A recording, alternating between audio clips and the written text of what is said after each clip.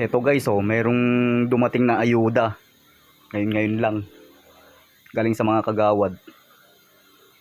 So, may binigay na dalawang plastic na tatlong Lucky Me, tatlong beef Lucky Me, tapos dito sa kabila tatlong chicken Lucky Me din. Tapos ganun din. Ayun, ito meron pa palang isa. So ito. Tapos may bigas, Felis Instant Mami, tapos may isang sardinas.